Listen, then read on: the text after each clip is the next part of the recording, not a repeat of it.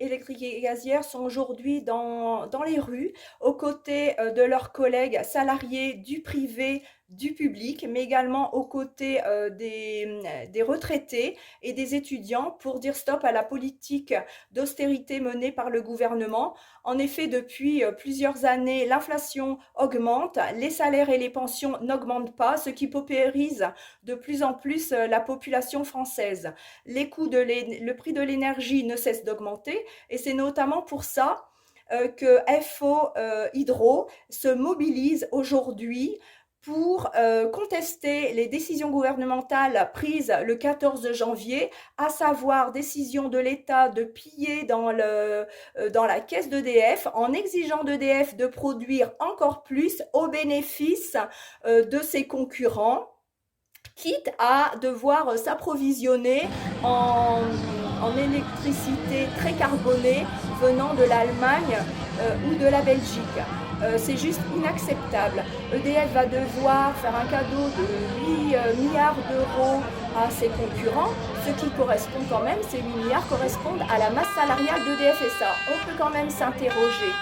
C'est pourquoi les salariés des industries électriques et gazières sont mobilisés aujourd'hui, mais se sont déjà fortement mobilisés hier. Et Force ouvrière remercie très sincèrement l'ensemble des salariés qui se sont mis en grève à hauteur de 51%. Et je remercie particulièrement mes collègues de l'hydraulique, puisque l'hydraulique des industries électriques et gazières s'est mobilisée à hauteur de 68%. C'est vraiment très bien. Merci à vous, merci à nous. Et le combat continue puisque Force ouvrière va attaquer en justice ces mesures gouvernementales. Il est hors de question d'accepter ça et de laisser passer.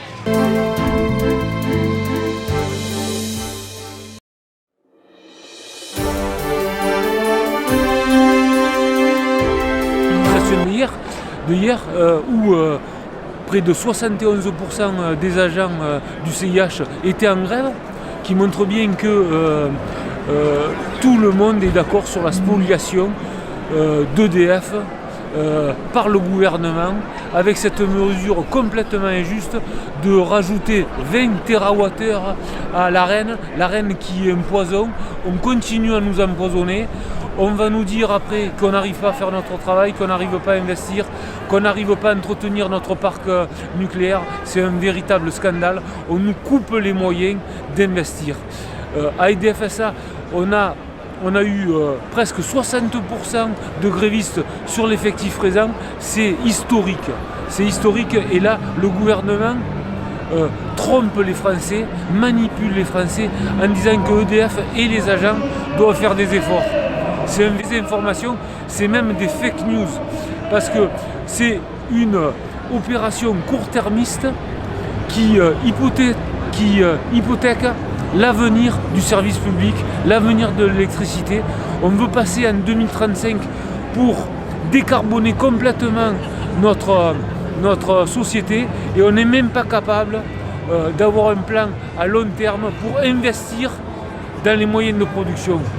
Nous, à EDF, on est cisaillés, on est spoliés, on est pillés. Et le gouvernement ment et hontément.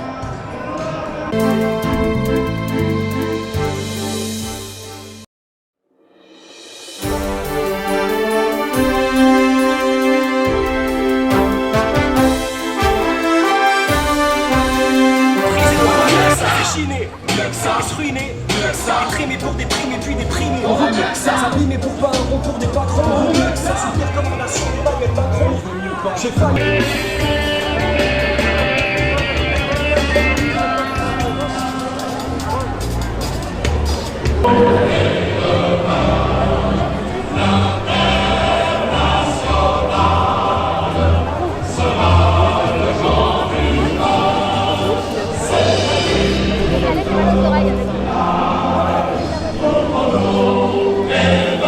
Voilà, alors nous aujourd'hui on soutient le mouvement interprofessionnel qui est là pour revendiquer des hausses de salaire généralisées partout.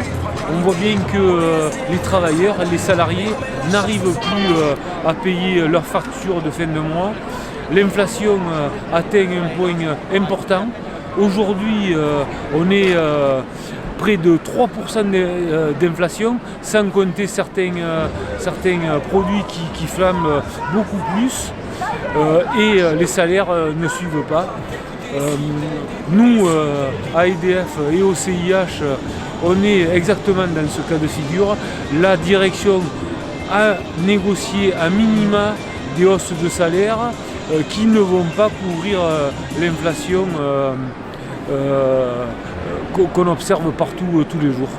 Donc aujourd'hui on est encore là pour dire notre mécontentement vis-à-vis de ce gouvernement qui ne prend pas en compte la vie des gens simplement, n'est pas à l'écoute et prend juste des mesures électoralistes pour être réélu dans quelques mois. Public, privé. On tient le temps perdu qu'on ne rattrape plus. On ne rattrape plus. Les milliards de cadeaux de l'État. Elle est pas médiatique, j'y crois, elle est pas politique, bourgeois.